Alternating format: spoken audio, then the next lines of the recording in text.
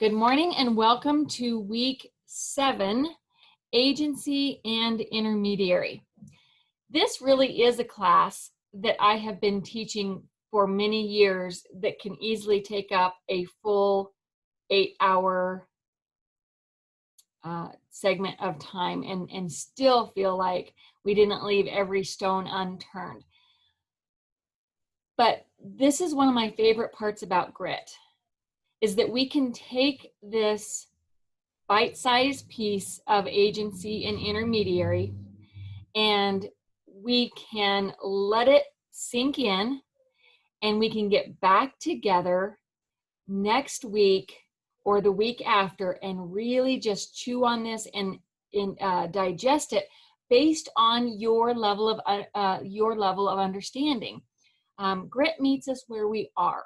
It's not like taking a class where you're going to have all this diversity in the room and people that have had 6 months experience and people that have had 40 years of experience, and you're trying to teach to the whole group so that everyone can benefit. Grit is very much a mentoring course in that my instruction will be specific to how things are going for you in your business. Let's go ahead and jump in and talk about agency and intermediary. I hope you have your student outlines so that you can take notes and follow along. Agency issues are an extremely important part of our business, and for those of us who want to thrive, which we know means being in that top 3% of agents, agency discussions and conversations must become like second nature to us. Your first blank says a clear understanding of agency and all the issues it brings to the table in a real estate transaction is absolutely critical to your success as an agent. Nicole Novotny Smith is the director of the Wyoming Real Estate Commission, and right before we started Grit in January, she sent me this information from the Consumer Federation of America. I did not realize when I printed this out that it was going to be like 30 some pages long, but this is very, very recent, just January of this year. And just to sum this up for you, basically what it's saying is because every state does agency different, every state in the union does agency different, has different agency laws. It makes it very difficult for the consumer to understand your role as it pertains to them in any given transaction. So even people who are quite experienced with real estate, maybe they've done a half a dozen deals or more in their life, when they come to Wyoming, they most likely do not understand our agency laws. And I think where that's breaking down is sometimes we as licensees don't understand our agency laws, or we don't understand them well enough to be able to articulate that and convey that to the general public. So that's what we are going to cover today. One of the things that really jumped out to me when I was studying this report is that over 40% of consumers who have done a real estate transaction lately did not know what the relationship was between them and the agent that they were working with. They did not know if that agent represented them, if that agent was an intermediary, if that agent had a duty to be loyal to them. And that's too big a number. That's a large percentage of the consumer who really, even at the end of the transaction, still did not know what their agent's role was in that transaction. So our goal with Grit is to get to the point where every one of us understand agency, understand intermediary, and beyond that, can articulate it to the consumer in a way that they can understand. So I'm going to review with you a little bit about how we got to where we are in 2020. So I have told you guys before that I got into real estate in the mid-90s, actually went to real estate school in the fall of 94 and activated my license January of 95. So I had all of 95, all of 96, and part of 1997 with what we'll call the old agency statute. And in pre-1997, basically every licensee in the state worked as a seller's agent. You were either working as a seller's agent directly, or you were working as a seller's subagent. So yes, we had the MLS, but if I wanted to sell Anna's listing, then I would show the property to a buyer, and I would represent Anna's seller as a subagent of that seller, even though I had never met that seller before, and even though I had never stepped foot on that property. So Anna was representing her seller, I was representing her seller as a subagent, and no one was working as a buyer's agent. This was before there was intermediary in Wyoming. So you can see how the Wyoming legislature came to the conclusion that, you know, there are two real estate agents in most transactions, and yet we're telling them that both of those agents represent the seller, and the buyer essentially gets no representation even from the party who is working with them on that side of the transaction. So in 97, we introduced the new, which is no longer new, agency statute, which allowed for buyer's agency. It also allowed for intermediary. So those two things, and it continued to allow subagency, although most people went to buyer's agency and intermediary. Now, I don't want you to lose sight of the fact that you can still work with the buyer as a customer. So if it's my listing and I am working on an in-house transaction with a buyer, I am a seller's agent and I'm working with the buyer as a customer. That is not a conflict of interest. That is just an in-house transaction where seller's agent, buyer is a customer. Now, if it's not an in-house transaction, then I've got the option of being a buyer's agent, of being an intermediary, or potentially still working with that buyer as a customer. So we're going to drill down on this a little bit more. This was just a quick overview, so please don't panic yet. I understand that we learn these things in pre-license, and then when we get into the real world, we kind of go, well, I kind of got the book version of this in my head, but getting the real life, walking it out, what do I do in this scenario? What do I say to these people? Feels a lot different. So we're going to go ahead and track through what to do in the various different scenarios. Okay,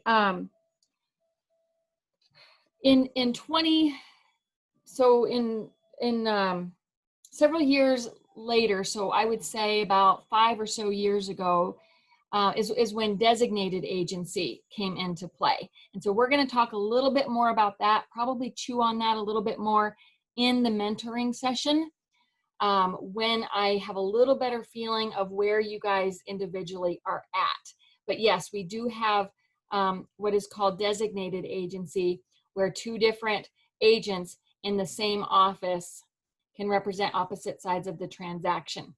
Unless you are doing designated agency, then umbrella agency is what trumps. And what that means is that if Kitty and I are in the same office, say that Kitty and I are in the same office, and say that it's my listing and I'm a seller's agent, if she is in my office, then she is also a seller's agent, because really the agency belongs to the firm, to the real estate agency, to the company, to the responsible broker. So everyone in that office has that agency relationship with that seller or that buyer, or that intermediary relationship with that seller or buyer. Unless you go into designated agency, it's always going to be per office. The agency relationship is with everyone in the office. Okay, so we are going to go ahead and expand on current agency laws and really talk about that we as an agent have a fiduciary duty to our principal. And that is a word that you will hear me use a lot, although you don't hear it very often in just everyday language. Fiduciary means that the agent has the duty to give their principal their utmost good faith, loyalty, and fidelity. When you really stop and think about that, that is a mouthful. It means that the agent must put their principal's best interest above our own. Now, that is something that we have to be very intentional about because it may not come naturally. Putting someone else's economic best interest ahead of your own, constantly thinking about what would be better for them, even when it's not what's best for you as an agent. So it does include our own economic best interest too. So duties and obligations to the parties just under the common law of agency. The agent to the principal. So the duties that we as agents have to our principal: care, obedience, and that obedience, by the way, we have to obey our principal as long as what our principal is telling us to do is legal and ethical. So make sure you keep that in mind, that you don't have to do something your seller tells you to do if you know that it's illegal or unethical. Another one is loyalty and confidentiality. We owe to them loyalty. It's something that we see missing sometimes in our industry.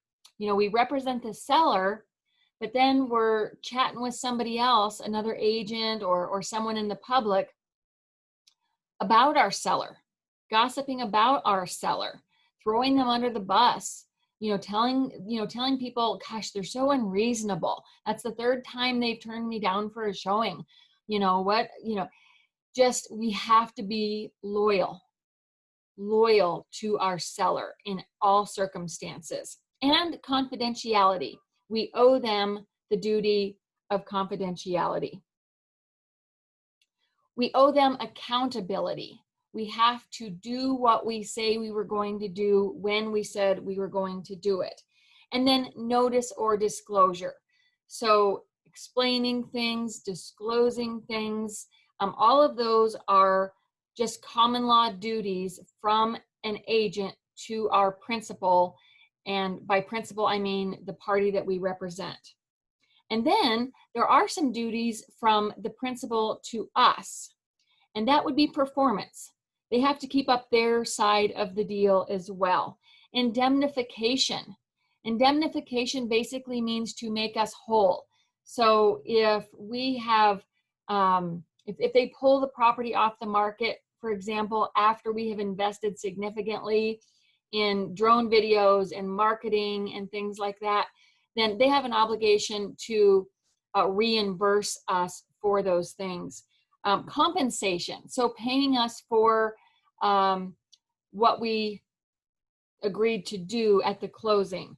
And then again, reimbursement of expenses, things like that. So they have some obligations to us as well. And then an agent to a third party, and by third party, I mean customer, we owe them the duty of care. Obedience as it pertains to writing up and preparing contracts and communicating with them. Also accountability, and also notice and disclosure of all material matters. So you notice the big difference between what our obligation is when we're working with a principal versus when we're not is that word fiduciary. Fiduciary meaning the utmost good faith, loyalty, and fidelity.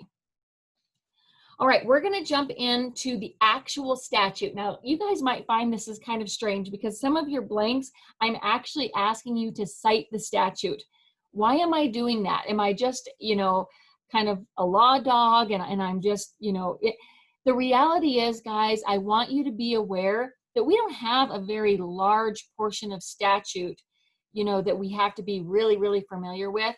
It's a relatively small portion of statute that applies to our license law, but it is really, really important that we're familiar with it. So I went ahead and cited the actual statute numbers because I want you to feel comfortable opening up that right-hand desk drawer and being able to turn to it when you need it. Kind of like we talked about earlier on with the Code of Ethics, having that preamble handy. This is something else that you should have handy at your fingertips. So under 3328.303, statute number 3328.303 talks about seller's agency. A licensee engaged by a seller to act as a seller's agent has the following duties and obligations: to promote, is your first blank, the interests of the seller with the utmost, is your second blank, good faith, loyalty, I knew you'd get that one, and fidelity. To promote the interests of the seller with the utmost good faith, loyalty, and fidelity.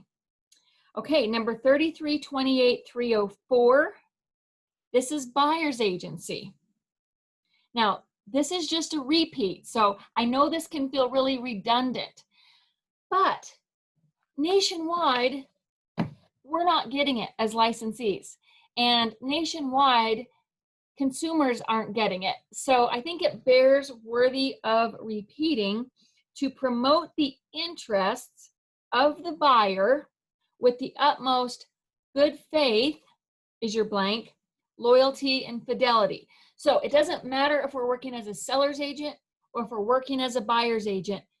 That is what our duty is. That is what our fiduciary duty is to that person. Now, here's where we're really going to change course. Under 3328.305, so you see these are going in order. Under 305, we're now talking about intermediary. A licensee engaged as an intermediary shall not is your blank, act as an advocate, is your second blank, or agent for either party, and shall be limited to providing those services described in the section below, which we're getting ready to talk about. So we've really switched gears here, and that's what we really need to understand as licensees, is that, you know, agency is one thing and intermediary is something very different. I am not advocating for one business model or another. I am not advocating as your instructor that you should do intermediary or that you should practice agency. That is something you're going to look to your responsible broker for as far as their office policy, and I really want you to kind of lean into that. But in the meantime, I want you to understand the differences, particularly when we start to drill down and talk about then what would we do in this scenario, because it's not too hard when you're just looking at it from a book smarts point of view. You know, it's easy enough to learn. It's when you get into dynamic situations that all of a sudden it's clear as mud. Okay, so we are going to spend some time doing that. And that's, I think, what the magic is going to be on this portion, is that we're going there. We're getting into the weeds on what to do about this. So regardless of who we represent in any transaction, no matter whether we're dealing with the customer, a buyer's agent, a seller's agent, an intermediary, whatever role we're in, there are some things that are universal. So let's talk about those. Reasonable skill and care. That's for everyone. Present all offers in a timely manner, no matter who you're representing. Advise all parties to obtain expert advice when the specifics are out of your scope. We just talked about that in our mentor meeting and in last week's webinar. We want to be experts in our own scope, but advising parties to obtain expert advice if we're talking about things that are out of our scope. So it doesn't matter who we're representing, we do that for everyone. Keep the parties fully informed regarding the transaction. So we need to make sure that we are the lead communicator. We're going to spend a whole week on communication. And so I'm not going to spoil it now, but I am just going to tell you that it is our job to make sure all the parties are fully informed regarding what is happening with the transaction. We can't hold back information hoping that it will kind of resolve itself. We'll talk more about that later. Assist all parties in complying with the terms and conditions. So that might mean meeting their deadlines for pre-qualification or objections or resolutions. You know, we're not just going to sit back and go, I guess if they miss their deadline, they miss their deadline. We are to be assisting them with complying with the contract. Disclosing all material matters. So the word material is recently defined in Wyoming statute, which is a big relief for us because we don't have to now wonder what is material. The word material just means it matters, but here's what we know. Different things matter to different people. So the things that are the most important to you when you buy a house may be of little importance to me. So let's just take a property line, for example. You know, exactly where the property line is might be really important to some people. And other people might go, you know, as long as I have a general idea, I'm good.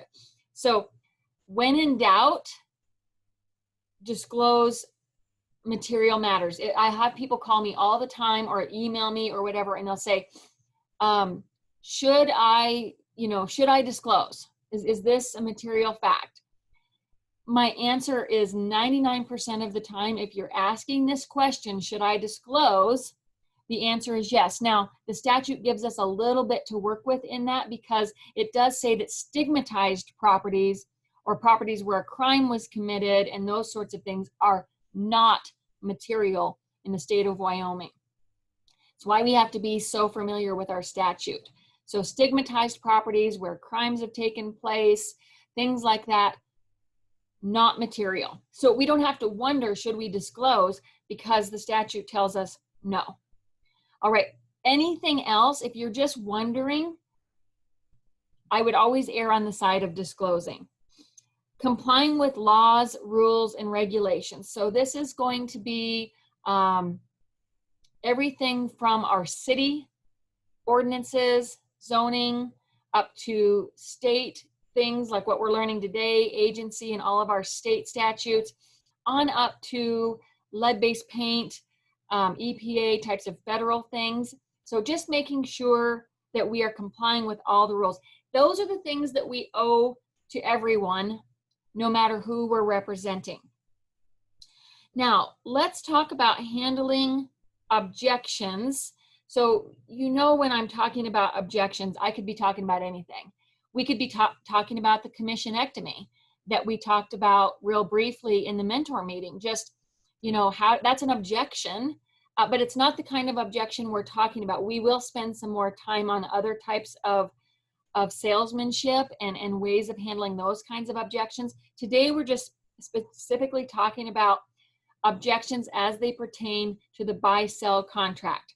So a buyer raising an objection to the condition of the property. The language in the contract regarding objection resolution was to identify potential deal breakers and give the buyer a chance to get out. So Wyoming is a buyer beware state. In many states, the sellers have to go out and do a bunch of research about their property before they can even list it.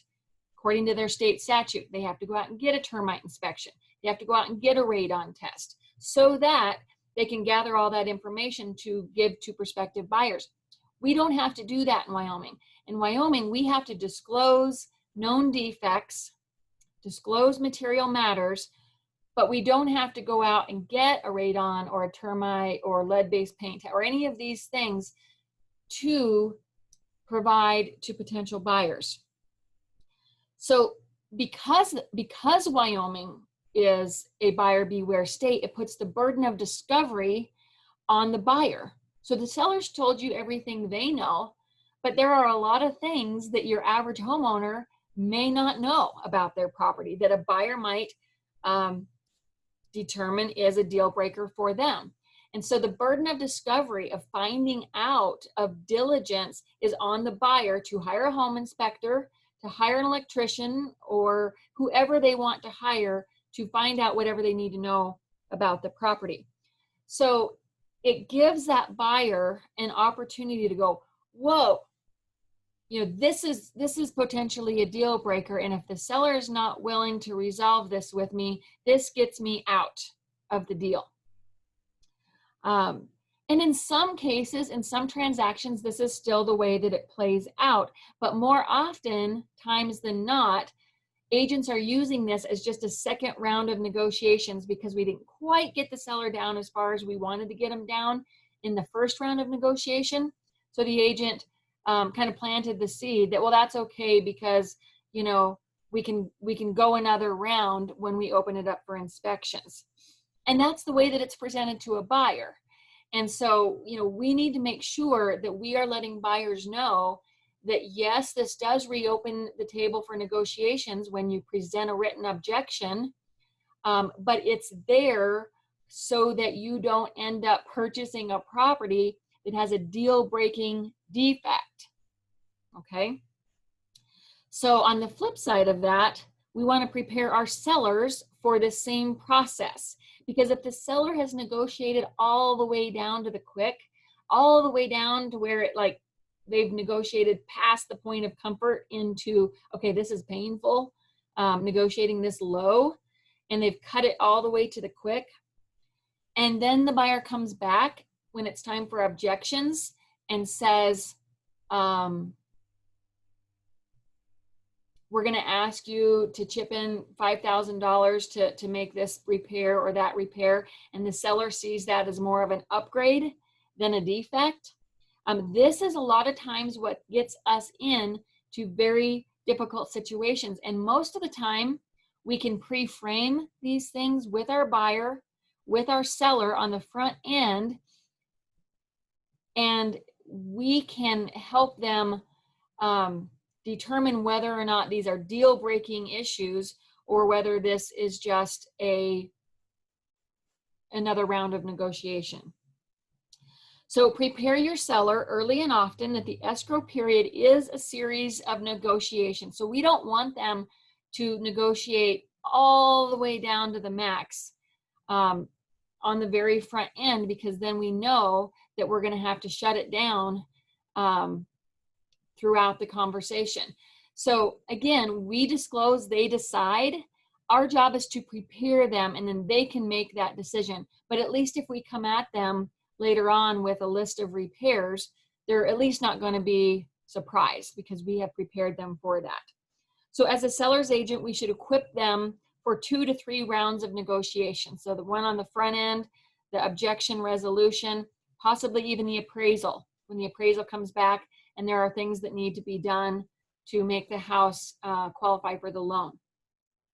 If we were to prepare our buyer on the flip side of that, that the list price and then the agreed upon sale price is based on the as-is condition of the home.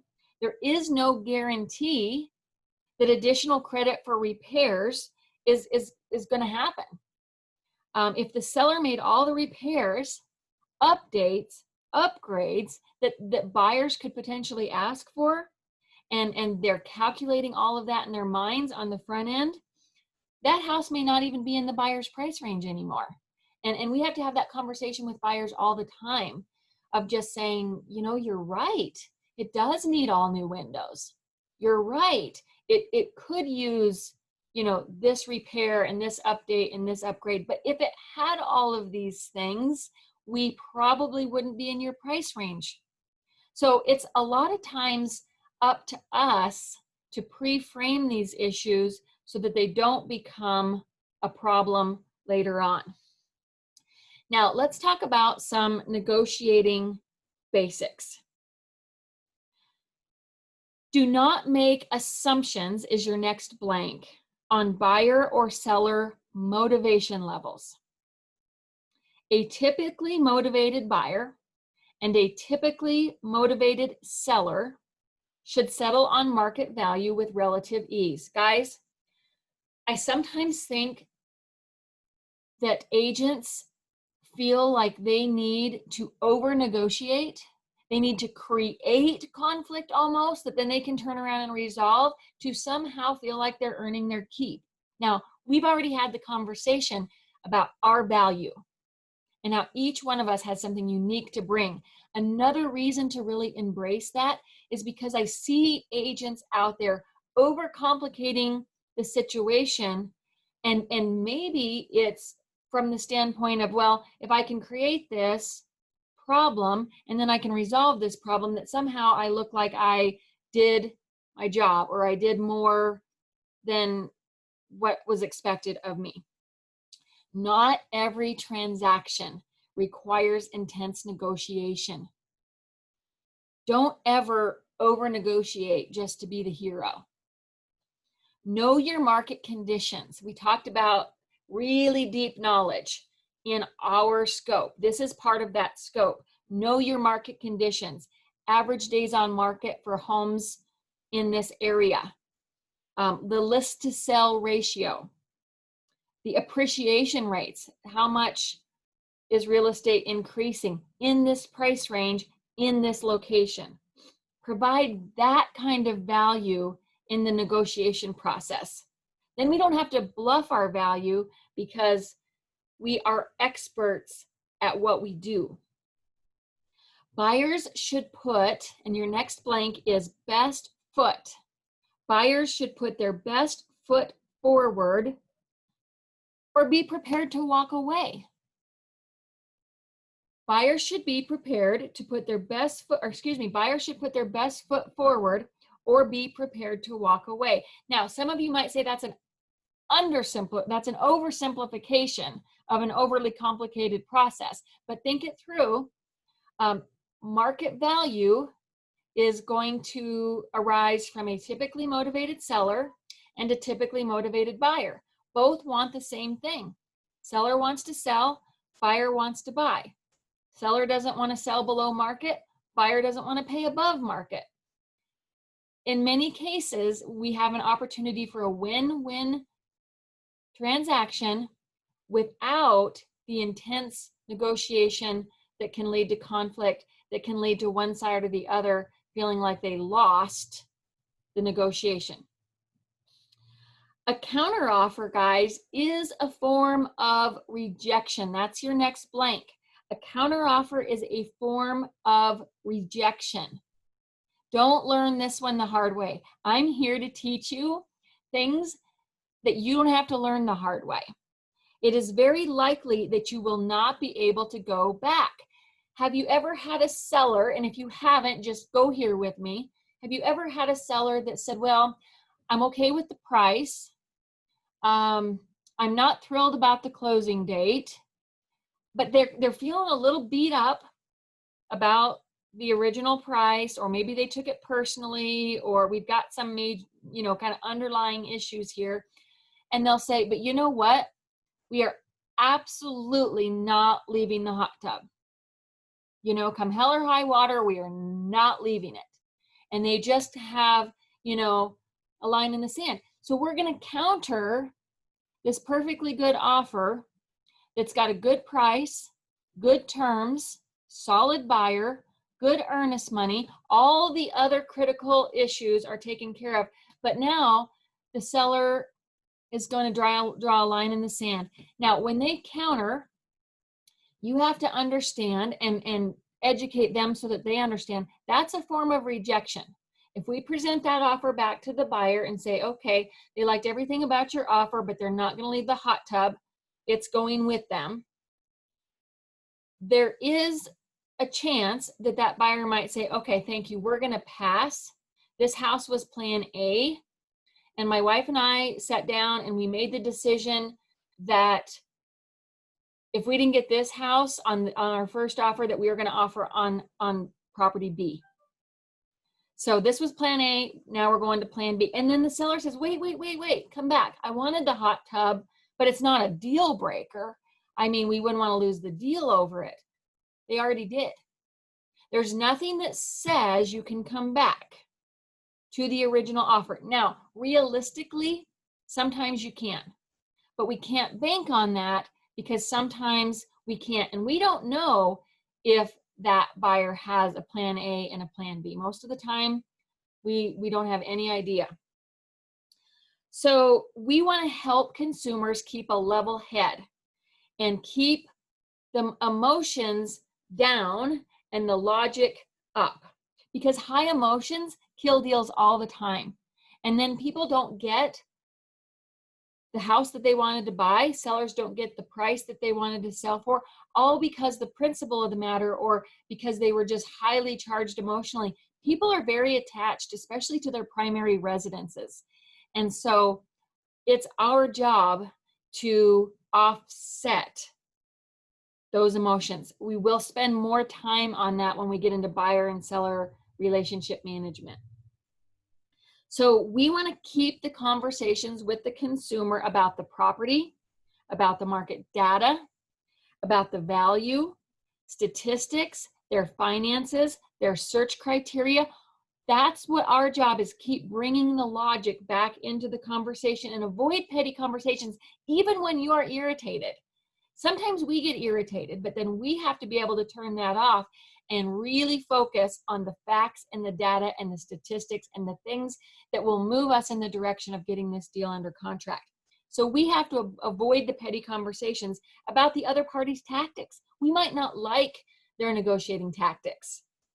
We might want to call that, what they're doing, bottom feeding, or they're just, they're trying to take advantage, or whatever it is.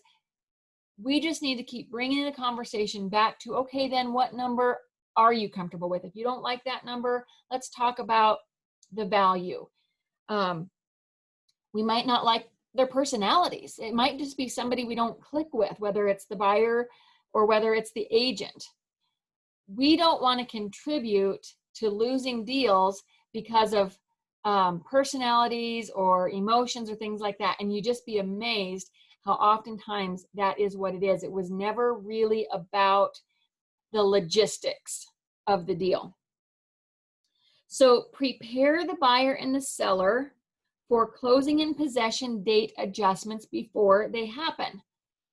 More times than not, we do not hit the original closing date, and it should be fine for that to be a little bit liquid, especially when we're dealing with banks, appraisers, title companies, all these third parties that we need in order to get the deal done, but they're not bound to the contract. So we need to be preparing the buyer and the seller early on. So you're noticing a theme here. With all these negotiating basics, the more things that we can prepare them for ahead of time, the more things are not going to become a tipping point or the straw that broke the camel's back later, because they knew they were coming, or they knew they were probably coming. So our job is to empower and prepare consumers. Empowered and prepared consumers have the knowledge and the confidence required for a successful negotiation. And that really is the essence of what we bring to the table. We're going to empower them with all of the information that they need to make a good decision. Now, we're disclosing and they're deciding. So at no point do we take over and say, you need to accept this, or you need to reject this, or you need to counter. Our job is to put all of the information on the table that will give them what they need to make a good decision. And then it will prepare them for the fact that, if there's 2 more rounds of negotiation coming, we're probably not going to go all the way down to our max. Or same thing on the buyer side. They may not want to offer every last penny that they're qualified for, because they know that there may be some repairs that need to be involved. So remember, as we tie this all back and come full circle back to agency, can you see how agency ties in to handling objections and into negotiating. Because if we are loyal to our fiduciary principles and we advocate and negotiate on their behalf from day one through the day of closing, or if we're an intermediary and we are limited to not acting as an advocate or an agent, those roles are going to look very, very different. We're still going to provide reasonable skill and care. We're going to present offers. We're going to explain offers. We're still going to do all those things, but it matters whether or not we're negotiating on their behalf with their best interest in mind, or whether we are limited to not negotiating on their behalf. So you start to see why I put these topics together.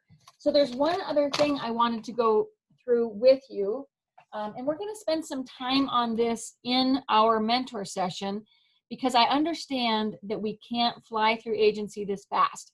So I want you guys over the next handful of days to send me your scenarios, and I will not call out your name, but if you have had a scenario where you're saying, you know, I was a seller's agent working with the buyer as a customer and this happened, you know, what could I or should I have done? Or if you're currently in a situation, send those to me. I will use them to help you, to help the group, and I won't call you out by name. But the more real life scenarios that we hash out, the easier it will come to you when you get yourself into that same situation. So I have a seller survival kit here. I use these, and I use buyer preparation guides, I have packets basically for everyone. But I have in my packet a page that's really written in layman's terms that's named Understanding Seller and Buyer Agency. And this is what it says. Johnson Home and Land agents work as a seller's agent and with the buyer as a customer on transactions where we are the listing agent. This means that if the house you are interested in is listed through our agency, we can still help you buy the home without any conflict of interest. This is a typical in-house transaction. And then in layman's terms, it just kind of bullet points. I don't think you're going to be able to see that, but it's very simple, just bullet points of what we will do if we're working with the buyer as a customer and what we will not do or cannot do. So I just bullet point them.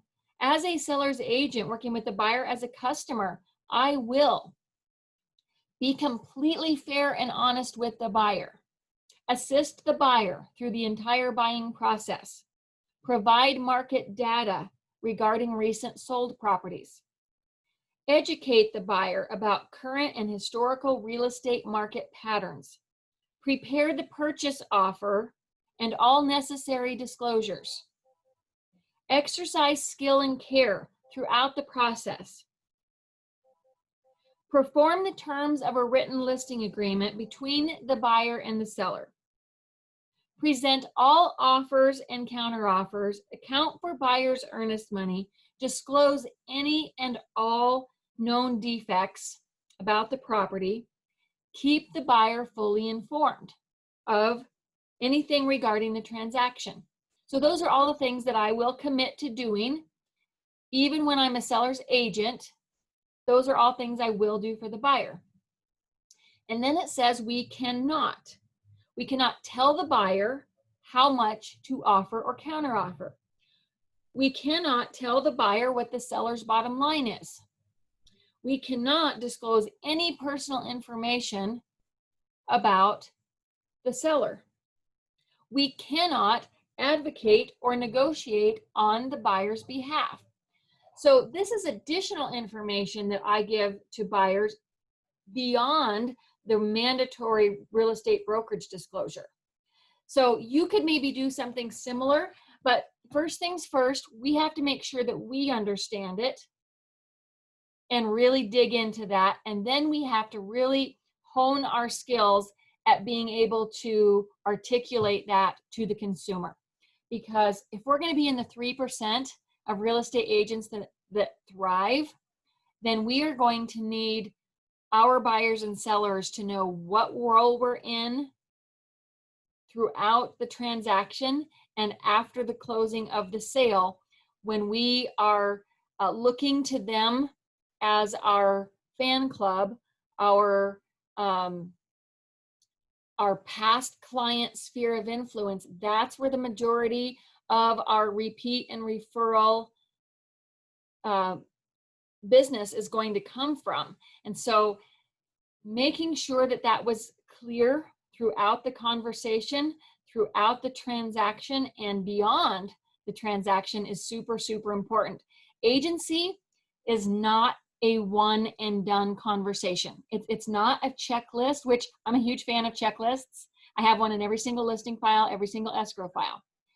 But they are not, agency is not something you can check off and say done, because you explained it to them once, you had them sign an agency disclosure, check it off, and you're done. Agency becomes woven in to every conversation and becomes fluid, natural part of the dialogue between you and the consumer. So can't check it off and be done with it, because the next thing you know, they are going to overshare, or they need to be reminded throughout. And we need to make sure that we're making it part of the process, the whole process, not a checked it off, so I'm covered. Because we want to do more than cover ourselves. We want to have had a successful transaction and create a raving fan out of that consumer. And this is a great way to do it. Thank you, guys. We're out of time for this morning. I'm going to go ahead and stop the recording right now.